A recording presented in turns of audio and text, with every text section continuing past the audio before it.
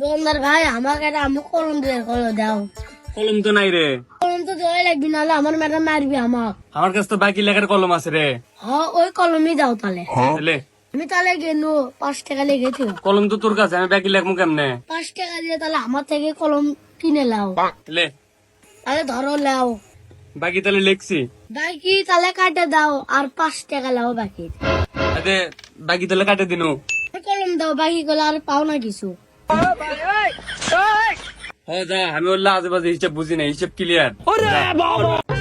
দোকানদার ভাই আমার মা আমাকে 10 টাকা বাকি দিবের কথা। যা মিছেই, এর আগেও তুই মিছে কথা কইলে গেছু। না না, সত্যি দিবের কথা দাও। আচ্ছা কি লিখবো ক? 5 টাকা দামের একটা আইসক্রিম দাও।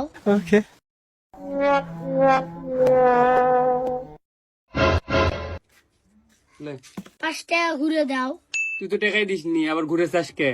আমার মাও যে 10 টাকা বাকি দিবের কথা, 5 টাকার আইসক্রিম নেন আর 5 টাকা ঘুরে দাও। তাই তো, তুই তো 5 টাকাই পাচ্ছ। লে বাইগান আমি চলে গেলাম, তাহলে থাকো। আচ্ছা 10 টাকা তাহলে বাকি লিখে তুলো। দোকানদার 20 টাকা দুধ দাও তো দুধ। জুস আবার কি রে? দুধ ছিল না এডে এডে। ও জুস, সেটা ভালো করে কবু নবে।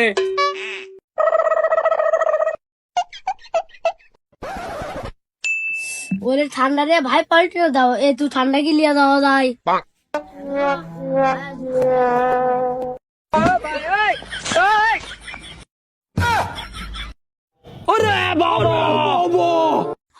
আসি তুই খাবো। এটা আবার কি জুস দিলেন আপনি? তুই তো বললি পলিথিনের দিবে।